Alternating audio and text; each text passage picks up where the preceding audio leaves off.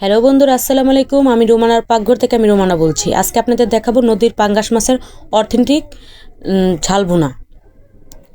এখন আমি এখানে পেঁয়াজ কাঁচামরিচ কুচো করে নিয়েছি আর ধনেপাতা কুচি নিয়ে নিয়েছি। আমি পাঙ্গাস মাছগুলো আগে কুটে ধুয়ে নিয়েছি। এখন এখানে লবণ, হলুদের গুঁড়া, মরিচের গুঁড়া একসাথে দিয়ে ভালো করে মাখিয়ে নেব। মাখিয়ে অনেকক্ষণ রাখবো। বেশি দেবো না, অল্প করে দেবো, একটু সাদা সাদা করেই রাখবো, কিন্তু আমি মশলাটা করব ঝাল। ভালো করে মাখিয়ে নেব। এই পিঠ ভালো করে মাখাবো। মাখিয়ে অনেক একটু সময় রেখে দিলে ভিতরে মশলাটাও ঢুকে ভাজাটা অনেক সুন্দর হয়। আর বেশি মরিচ দিলে লাল বেশি পোড়া পোড়া হয়ে যায়। আমি এখানে একটা প্যানের মধ্যে তেল দিয়ে নিচ্ছি। এবার একে একে মাছগুলো সব দিয়ে নিব। আমার চ্যানেলটাকে সবাই সাবস্ক্রাইব করে দিবেন, লাইক কমেন্ট শেয়ার করে দিবেন। আমার চ্যানেলের রান্নাগুলো যদি আপনাদের ভালো লাগে তাহলে দয়া করে আমার চ্যানেলটাকে সাবস্ক্রাইব করে দিবেন। আমি সবগুলো মাছ এক এক করে দিয়ে নিলাম। বড় বড় টুকরা তো হচ্ছিল না কড়াইতে। এখন একটু বাটিতে পানি নিয়ে নিলাম। আমি মশলাগুলো গুলে নিব, বাটা মশলার মতোই, তাহলে স্বাদ হবে। যেহেতু এটা গ্রামীণ রান্নার মতো হবে। এখানে লবণ দিয়ে নিয়েছি। তারপর দেব মরিচের গুঁড়া 1 চামচ। আমি তো কাঁচামরিচ ওখানে অ্যাড করেছি, বেশি ঝাল করব না, মানে ঝাল দেব। আর 1 চামচ হলুদের গুঁড়া। আমি সবসময় ঘরোয়া মশলা দিয়ে রান্না করার জন্য চেষ্টা করি। আমি এখানে মশলাটা গুলে নিলাম।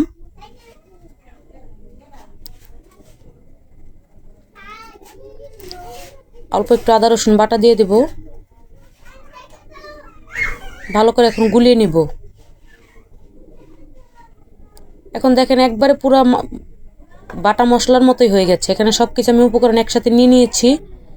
আমি এখন মাছগুলো যেমন ভাজা হয়ে গেছে, এগুলো আমি একটা একটা দেখছেন, বেশি লালও হয়নি, ভাজাটা কত সুন্দর হয়েছে। এভাবে ভাজলে অনেক সুন্দর। এটা নদীর পাঙ্গাস, অনেক মজা ছিল মাছটা। এখন আমি সব কটা মাছ উঠিয়ে নেব। আমার আরও 2 টুকরা মাছ আছে, আমি এগুলো উঠিয়ে নিয়ে ওই মাছগুলোও দিয়ে দিব একে একে। আর খুব ফুটতেছিল মাছগুলা। একটু তেল মাখিয়ে নিলে, মশলার ভিতরে একটু তেল দিলে মাছগুলো ফুটতো না। আমারই ভুল হয়েছিল, আমি একটু তেল দিতে আমার মনে ছিল না। তেল দিয়ে নেবেন আপনারা যখন পাঙ্গাস মাছ ভাজবেন, অবশ্যই একটু তেল দিয়ে নেবেন। সরিষার তেল হোক আর সয়াবিন তেল হোক, তাহলে মাছটা ফুটবে না। এখন আমি আর 2 টুকরা মাছ ছিল, সেই 2 টুকরা মাছও দিয়ে দিছি। দেখছেন কত বড় বড় পিস মাছের। তার জন্য আমি একটু ভালো করে মশলা মাখিয়ে আগে রেখে দিয়েছিলাম, যাতে মশলাগুলো ঢুকে ভিতরে। আমার সবগুলো মাছ ভাজা শেষ। এখন আমি কড়াইটা নামিয়ে নেব। তাওয়াটা নামিয়ে আমি আবার কড়াই চড়াই দেব একটা। কড়াইয়ের ভিতরে রান্না করব। আমার মাছগুলো সুন্দর ভাজা হয়েছে।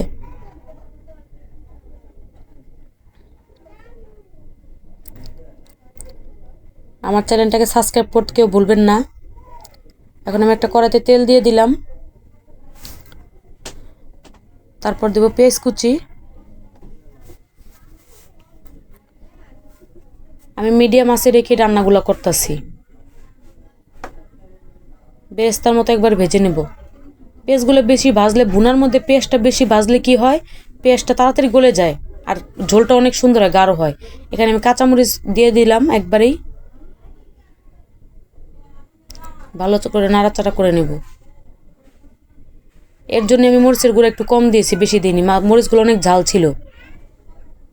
বাচ্চারা পাঙ্গাস মাছটা খেতে অনেক ভালোবাসে। কাটা কম, তার জন্য পাঙ্গাস মাছটাই বাচ্চা হোক বড়রা হোক অনেকেই পছন্দ করে, কিন্তু বলতে পারে না যে আমার পাঙ্গাস মাছটা পছন্দ। এই তো আবার পেঁয়াজগুলো ভাজা হয়ে গেছে। এখন আমি মশলাগুলো এখানে অ্যাড করে দেবো, গুলানো মশলাগুলো। দেখেন একবার বাটা মশলার মতো হয়ে গেছে। মনে হবে যে আমি এখনই বেটেছি। ভালো করে কষিয়ে নিব মশলাটাকে।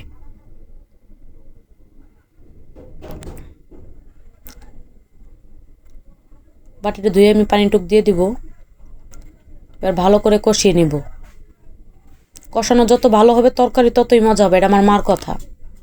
আমার মা এভাবে রান্না করে।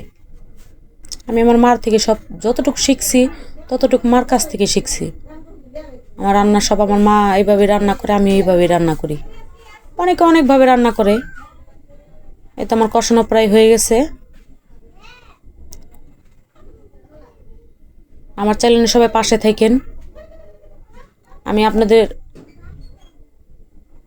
এখন আমি পানি দিয়ে দিলাম, পরিমাণ মতো দেবো, অল্প পানি দেবো, বেশি দেবো না। মাছগুলো আমি মুচমুচো করে আগে ভেজে নিয়েছি। এখন বলক আসা পর্যন্ত আমি অপেক্ষা করব। এই যে বলক এসে পড়েছে, এখন আমি মাছগুলো একে একে দিয়ে দিব।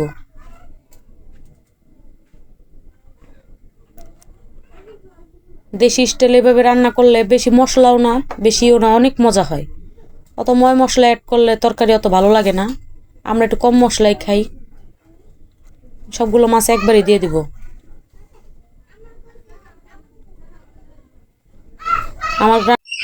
আমার রান্না কেমন হয় আপনারা জানাবেন। এখন আমি ঢাকনা দিয়ে ঢেকে দিলাম। এবার আমি টমেটো, মানে এটা আমি পরে আনা হয়েছিল টমেটোটা বাজার থেকে, আমি টমেটোগুলো দিয়ে নিলাম। আগে টমেটো দিলে একবার গলে যায়, আমি পরেই দিলাম তার জন্য। তারপর ধনেপাতা কুচি অ্যাড করে দেব।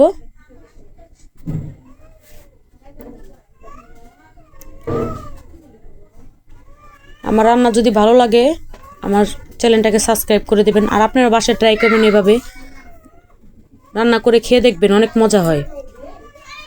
এই যে আমি ধনেপাতা কুচি দিয়ে দিলাম।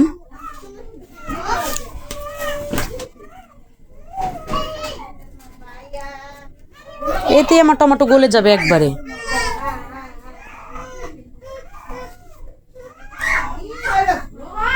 এই তো আমার রান্না প্রায় শেষ, রান্না এখন হয়ে গেছে। কত সুন্দর হয়েছে কালারটা। এভাবে আপনি রান্না করে খেয়ে দেখবেন, অনেক ভালো লাগে। আমার চ্যানেলটাকে সাবস্ক্রাইব করে দিবেন, আমার পাশে থাকবেন। সবাইকে অনেক ধন্যবাদ আমার রান্নাটা দেখার জন্য।